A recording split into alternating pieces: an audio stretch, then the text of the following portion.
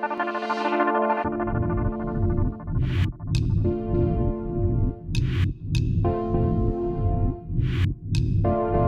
numéro 3, exercice numéro 1. On a une entreprise qui dispose d'un brevet sur un produit et donc elle est en situation de monopole. On connaît la fonction de coût de cette entreprise, donc Q au cube, moins 5Q carré plus 13Q plus 2. On sait qu'il y a une demande qui est exercée sur ce marché et l'équation de demande nous est également donnée. Alors, les questions qui nous sont posées, on nous demande de donner l'expression de la recette moyenne de la recette marginale. Donc, il faudra évidemment calculer la recette totale précédemment pour obtenir ces deux valeurs. On travaillera sur l'élasticité, donc on verra les caractéristiques de l'élasticité, d'une part en termes de calcul et d'autre part en termes d'analyse. Et puis, on montrera que la recette moyenne est supérieure à la recette marginale dans le cas du monopoleur. On décrira ensuite l'équilibre qui s'établira sur ce marché, autrement dit on cherchera le prix et les quantités d'équilibre, on en fait une représentation graphique et on s'interrogera sur le prix minimum pour laquelle l'entreprise accepterait de vendre son brevet. Donc l'entreprise est en monopole parce qu'elle a un brevet, à quelles conditions est-ce qu'elle accepterait de perdre ce brevet? Quel est ensuite le pouvoir de marché de la firme? Donc ça on répondra en calculant l'indice de Lerner et on cherchera le prix socialement optimal. Donc on sait qu'en situation de monopole, on s'éloigne de la situation optimale de la concurrence pure et parfaite. Et donc on cherchera à y revenir en cherchant du coup le prix socialement optimal. Un petit prérequis avant de commencer cet exercice. Graphiquement, ça permet un petit peu de voir un peu pourquoi on fait les calculs, dans quel ordre et quelles sont les données dont on a besoin. Donc graphiquement, l'équilibre du consommateur serait situé ici, donc à la rencontre entre le coût marginal et la recette moyenne. Donc ici, on aurait le prix et les quantités d'équilibre de la concurrence pure et parfaite, donc indiqué ici avec un petit c. L'équilibre du monopoleur, lui, il va être ici. Donc ici, on est sur une quantité de monopole, d'équilibre du monopoleur qui va être définie par le point de rencontre entre le coût marginal et la recette marginale, ce qui détermine ce point-là. Et quand on projette cette quantité-là sur ici la recette moyenne, eh bien on va pouvoir en déduire le prix du monopoleur. Donc l'indice M ici désigne les équilibres concernant le monopoleur. Qu'est-ce que ça change en termes d'équilibre, en termes de bien-être? Alors, première chose, le triangle vert qui aurait été ici représente le surplus que le consommateur aurait eu en situation de concurrence pure et parfaite. L'équilibre de concurrence pure et parfaite est ici, le surplus du consommateur est ici. Le triangle bleu, bleu foncé complet ici, aurait été le surplus du producteur si on avait été en concurrence pure et parfaite. Lorsqu'on passe de l'équilibre de concurrence pure et parfaite ici à l'équilibre du monopole ici, on change les surplus. Alors le surplus du consommateur va être ce triangle-là, vert, beaucoup plus petit que le précédent. Le surplus du producteur dans le cadre du monopole va être cette surface bleue qui est composée d'une partie de l'ancien triangle ou du triangle qui représenterait le surplus en situation de concurrence pure et parfaite, plus ce rectangle qui est le surprofit et qui correspond au profit supplémentaire que le monopoleur va pouvoir faire parce qu'il est en situation de monopole.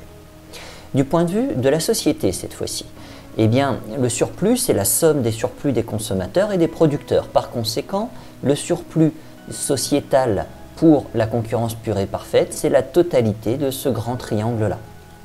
En situation de monopole, le surplus est représenté par cette drôle de forme ici. Donc, on enlève en fait le petit triangle qui est là.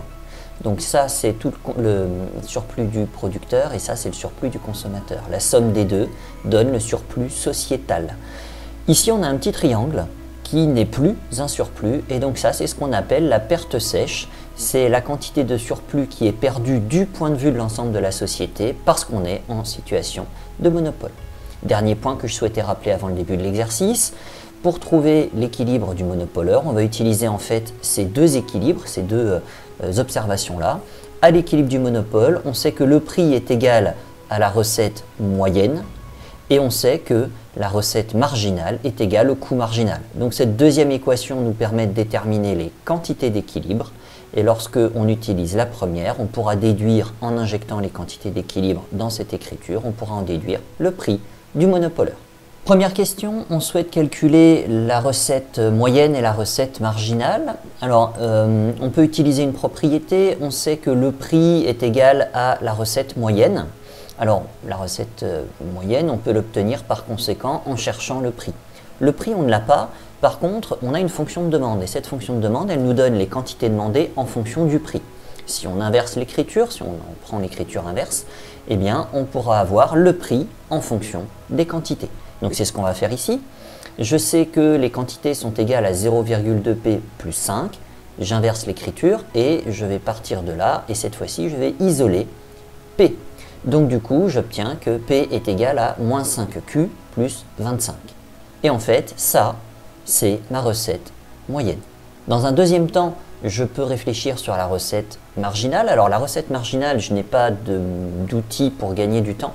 Je vais être obligé de calculer la recette totale et de la dériver. La recette totale, c'est le prix multiplié par les quantités.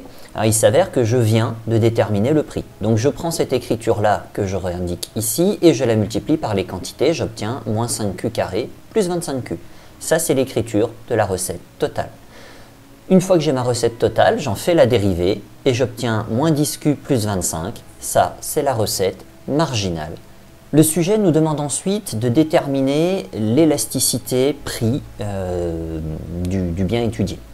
Alors, on peut utiliser la formule de l'élasticité prix. On peut aussi partir d'une égalité, le fait que la recette marginale est égale au prix facteur de 1 moins l'inverse de l'élasticité prix. Alors ça, c'est un résultat qu'on a vu dans le cours, donc je vous renvoie vers le cours pour l'explication. En quoi est-ce que ça nous aide? Eh bien, ici, en fait, on connaît l'essentiel de ce dont on a besoin pour faire le calcul. La recette marginale, on l'a calculée précédemment. Ici, on a le prix. Or, on se rappelle que le prix est égal à la recette moyenne. Et la recette moyenne, même chose, on l'a déterminée auparavant. Donc, je peux modifier un petit peu cette écriture-là en remplaçant le prix par la recette moyenne. Et là, en fait, je connais tout, puisque j'ai déjà calculé ça précédemment.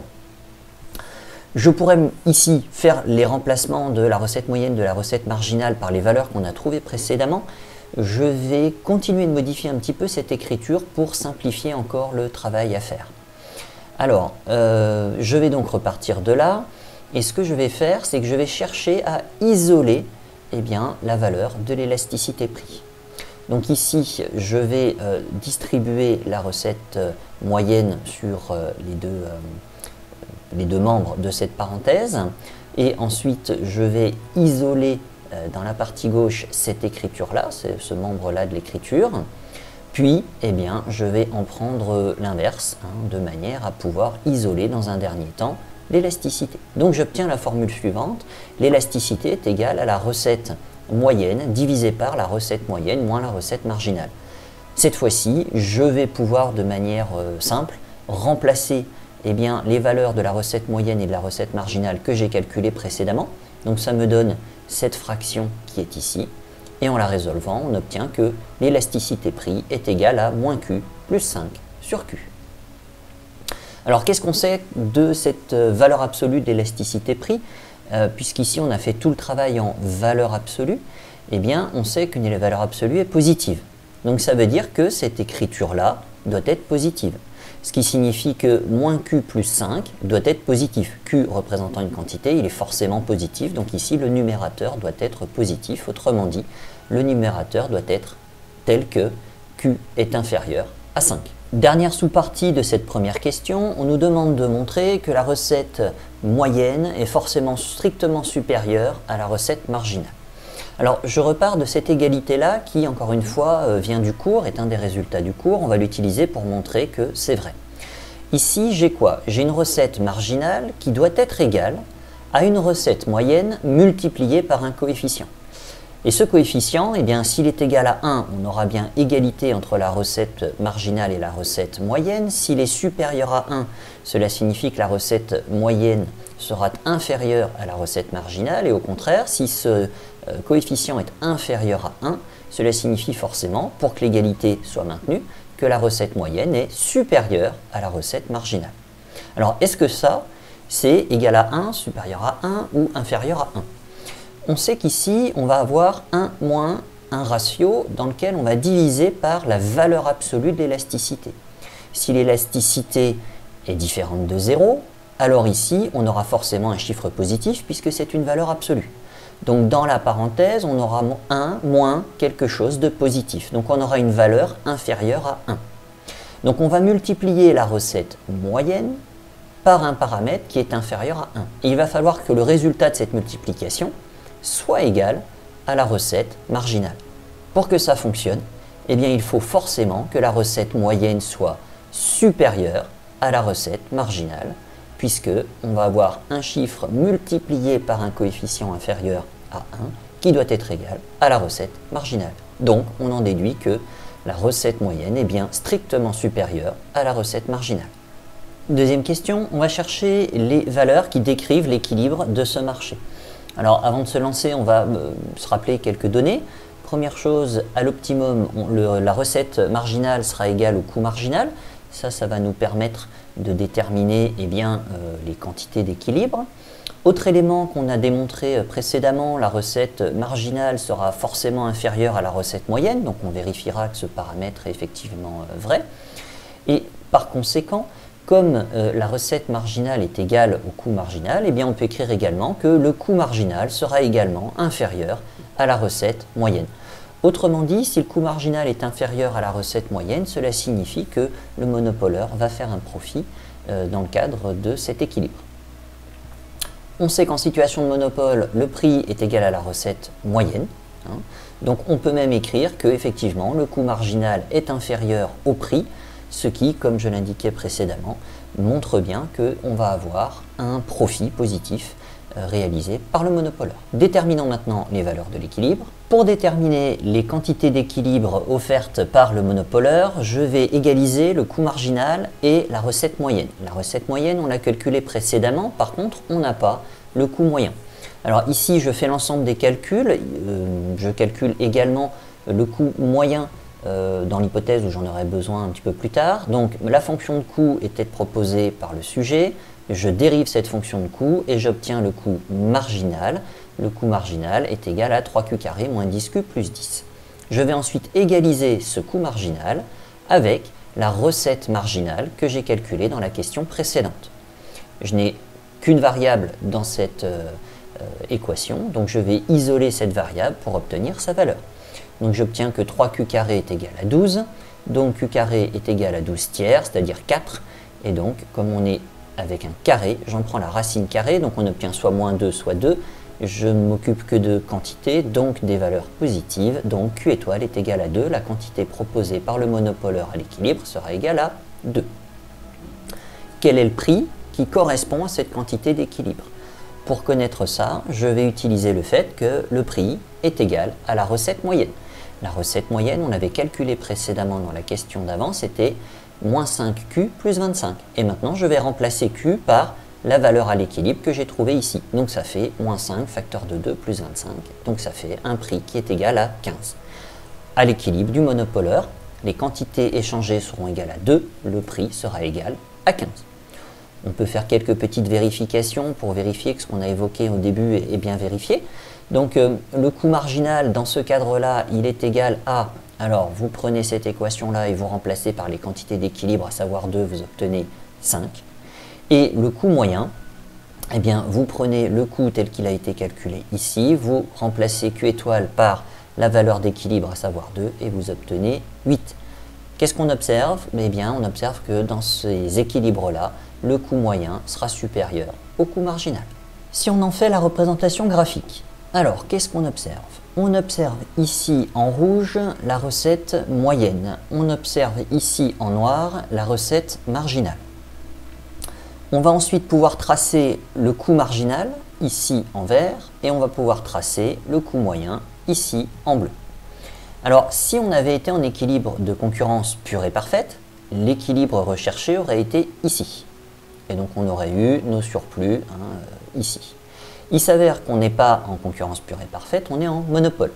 Donc dans un premier temps, on détermine les quantités d'équilibre échangées et ces quantités sont telles que la recette marginale est égale au coût marginal. Et cela correspond à ce point, on retrouve bien le 2 qui a été calculé précédemment.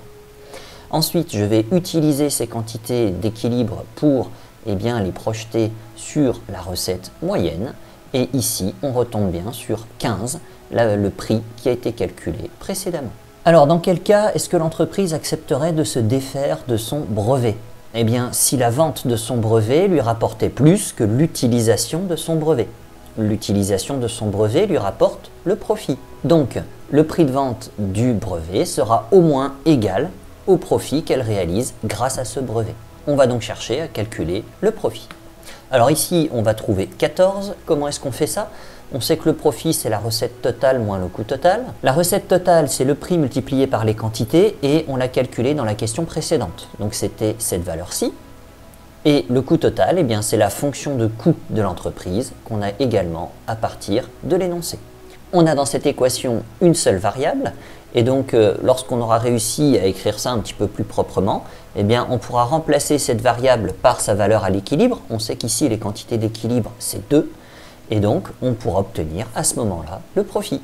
En écrivant un peu plus proprement cette équation, on obtient que le profit est égal à moins q au cube plus 12q moins 2 et on sait que donc les quantités sont égales à 2 à l'équilibre. Donc on remplace par q par sa valeur 2 et on obtient 14. Conclusion, si le prix proposé par un éventuel acheteur est au moins égal à 14, l'entreprise aura intérêt à vendre son brevet puisqu'elle gagnera autant que ce qu'elle aurait réalisé comme profit sur la période. Si par contre le prix proposé est inférieur à 14, l'entreprise rationnellement n'aura pas intérêt à vendre son brevet. Question numéro 3, on cherche à mesurer le pouvoir du monopole. Alors le pouvoir du monopole est mesuré par un outil qui s'appelle l'indice de Lerner. Alors cet indice de Lerner, il est l'inverse de l'élasticité prix. Et donc on peut le calculer en faisant le prix moins le coût marginal divisé par le prix. Il s'avère qu'ici on a toutes les données nécessaires pour faire ce calcul. Le prix sur le marché, on l'a déterminé à 15, donc on va remplacer le prix par sa valeur ici. Et le coût marginal, on l'a calculé également précédemment, il était égal à 5. Par conséquent, l'indice de Lerner est égal à 2 tiers. Alors qu'est-ce que ça veut dire un indice de Lerner qui est égal à 2 tiers? Vous pouvez soit réfléchir à partir de l'indice, soit à partir de l'élasticité. L'élasticité, c'est l'inverse de l'indice. Par conséquent, ici, on avait 2 tiers, donc ici, ça fait 3 demi. Alors, on se rappelle sur l'analyse d'une élasticité. Si cette élasticité est supérieure à 1, on considère qu'elle est forte. Si elle est forte, ça veut dire que le consommateur est très sensible au prix. Et s'il est très sensible au prix, il peut préférer se priver de la consommation plutôt que de payer un prix qu'il juge trop élevé. A l'inverse, si l'élasticité est inférieure à 1, cela signifie que le consommateur est peu sensible au prix. Et donc, cela signifie que lorsque le prix est élevé, le consommateur va accepter ce prix, de supporter ce prix élevé pour accéder à la consommation. Ici, j'obtiens 3 demi pour l'élasticité prix. Cette élasticité est supérieure à 1, donc le consommateur est sensible au prix et donc le pouvoir du monopole sera faible. Quatrième question, on s'interroge sur une situation optimale au sens de la société. Alors l'optima sociétal, il est obtenu en concurrence pure et parfaite. Et en concurrence pure et parfaite, le prix est égal au coût marginal. Donc en fait, ce qu'on va faire, c'est qu'on va faire l'hypothèse que notre monopoleur va fixer un prix tel que ce prix est égal au prix qu'on aurait eu en concurrence pure et parfaite. Autrement dit, on respecte l'égalité, prix est égal à coût marginal. Alors le coût marginal, on le connaît, il suffit de dériver la fonction de coût, ce qu'on a déjà fait un peu plus tôt dans l'exercice. Et le prix, on va reprendre l'écriture de prix qu'on avait au tout début de notre exercice. On a ici une équation à une inconnue, donc on l'isole et on essaie de trouver quelque chose d'un peu plus présentable, ou en tout cas qui nous permette de calculer Q. Alors ici, on trouve un trinôme du second degré. Vous cherchez les racines, d'abord le déterminant, puis les racines de ce trinôme. Et en fait, on a une seule racine qui est positive, qui est égale à 3. Donc cela signifie que dans le cas où la tarification avait été celle de la concurrence pure et parfaite, les quantités proposées par le monopole auraient été de 3. On se rappelle qu'en situation de monopole, on avait calculé que le monopoleur proposerait une quantité égale à 2. Donc on voit bien qu'on a augmenté les quantités proposées, ce qui socialement est plutôt intéressant. En ce qui concerne le prix, eh bien, on a toujours l'écriture qu'on avait calculée précédemment, qui est toujours valable, et on va remplacer Q par la nouvelle valeur qu'on vient d'obtenir, à savoir 3. Donc ici, le prix serait 10. Donc les quantités ont augmenté et le prix a diminué, puisque lorsqu'on était en situation de monopole avec une tarification de type monopole, on avait un prix qui était égal à 15. Que se passe-t-il sur le profit de l'entreprise? Eh bien, on reprend l'écriture du profit qu'on avait précédemment et on remplace avec la nouvelle quantité d'équilibre et on obtient 7. Dans la situation où le monopole fonctionnait comme un monopole, eh bien, le profit était égal à 14. Donc ici, on voit que le profit a diminué. Est-ce qu'un monopoleur rationnel qui maximise son profit va aller vers cette situation? Bien évidemment, non. Du coup, comment est-ce qu'on peut amener le monopoleur vers cette situation? Deux situations possibles. Première chose, vous faites de la réglementation. Donc on va avoir des règles qui vont être imposées par l'État. Et vous avez par exemple un monopole légal qui peut avoir comme ça des tarifs qui sont imposés par l'État. Je vous renvoie par exemple au gaz réglementé ou à l'électricité réglementée, dans lesquels c'est l'État qui valide les prix proposés par EDF et GDF. Deuxième possibilité, vous faites un marché contestable. Alors un marché contestable, c'est l'idée que le monopoleur va être en situation de monopole, mais il va être en situation où il n'y a pas de barrière à l'entrée et à la sortie. Autrement dit, à tout moment, un concurrent peut s'implanter sur le marché. Si notre monopoleur a un comportement de monopoleur et maximise son profit, fixe un prix très élevé, il est probable ou possible que des concurrents qui actuellement ne sont pas sur le marché se disent « tiens, on peut faire des profits sur ce marché, allons-y, entrons sur le marché ». Ce qui ferait que le monopole perdrait sa situation de monopole, reviendrait en concurrence pure et parfaite, et à ce moment-là, les prix ne seront plus ceux choisis par le monopoleur, on sera plus price maker, on sera price taker. Conséquence, le monopole peut avoir à ce moment-là une stratégie en se disant « je suis en monopole, je pourrais fixer mon prix de manière plus élevée, mais je vais limiter cet écart entre le prix de concurrence pure et parfaite et le prix que je pourrais mettre parce que je suis en monopole, de manière à rester en situation de monopole. » Les concurrents qui ne sont pas actuellement sur le marché vont se dire « ah bah oui, là on peut faire des surprofits, on peut faire des profits alors qu'en concurrence pure et parfaite ce n'est pas possible, mais finalement ces profits sont tellement faibles que est-ce que ça vaut le coup de prendre le risque de faire les investissements nécessaires, les adaptations nécessaires, etc. » C'est ça la notion de marché contestable ou de monopole contestable. On met un monopoleur en situation de monopole, ou il se retrouve en situation de monopole, mais comme ce marché est contestable, il va choisir des stratégies de fixation du prix, puisqu'il est price maker, qui ne sont pas en fait des situations où il va rationner un maximum le consommateur, mettre des prix très élevés pour maximiser son